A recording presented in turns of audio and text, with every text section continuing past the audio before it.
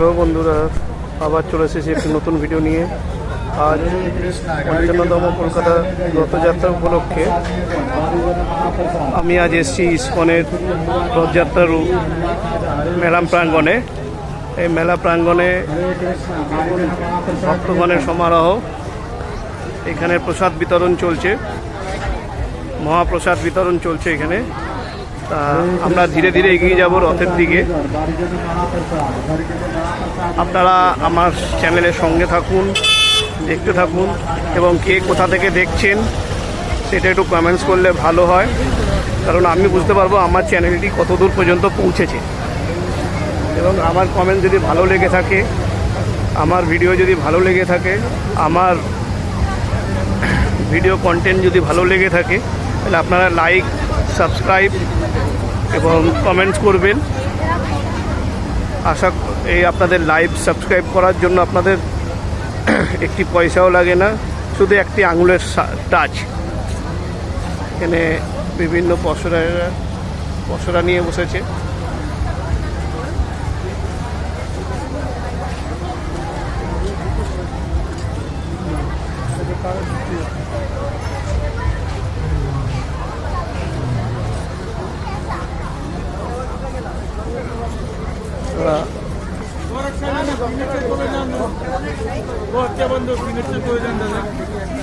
এখানে একটি ভালো উদ্যোগ নিয়েছে যে প্রাণী হত্যার, গরু আমাদের ভগবান, তাকে রক্ষা করার জন্য একটা উদ্যোগ নেওয়া হয়েছে ইসকনের তরফ থেকে। বিভিন্ন ভক্তরা বিভিন্ন জায়গায় রয়েছেন। এই যে তিনটি মূল রথ,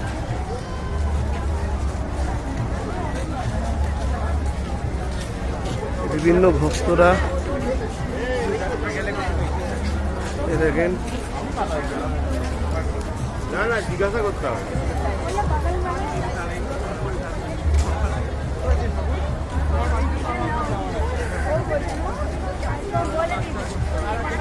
এই যে মূল মন্দির,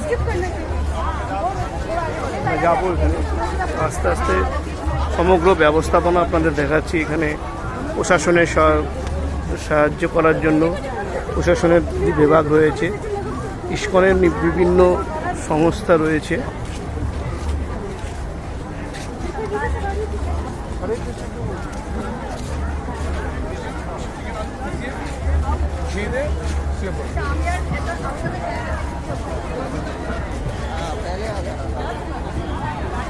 বৃষ্টিকে উপেক্ষা করে এত ভক্ত সমারোহ, আপনারা দেখুন।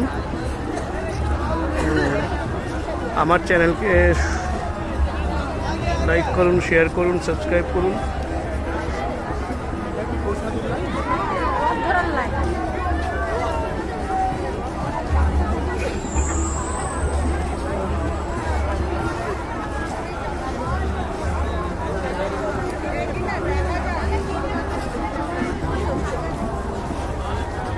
কথা অনুযায়ী রথ পরিক্রমা করলে পুণ্য প্রাপ্তি হয়, তাই এখানে বিভিন্ন পুণ্যার্থীরা রথ পরিক্রমা করছে।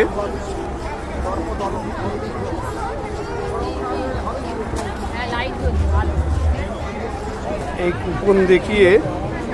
কুপনটা দেখিয়ে আমরা ভিতরের দিকে ঢুকছি। আর ভিতরের দেখাবো আপনাদের। এখানে ভোগ খাওয়ানোর ব্যবস্থা আছে, ভোগ নিচ্ছেন এবং খাচ্ছেন সবাই নিজের মতো করে। বাড়িতেও নিয়ে যাওয়ার ব্যবস্থা আছে। অসাধারণ একটি ব্যবস্থাপনা।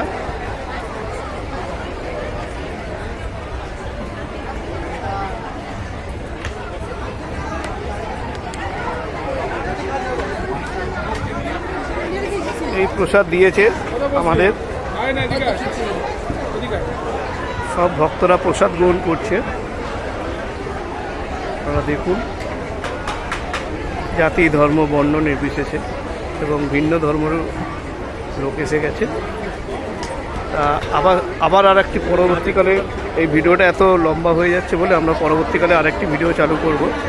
এখন আমি প্রসাদ খেয়ে নিই, তারপরে পরবর্তী ভিডিও চালু করব।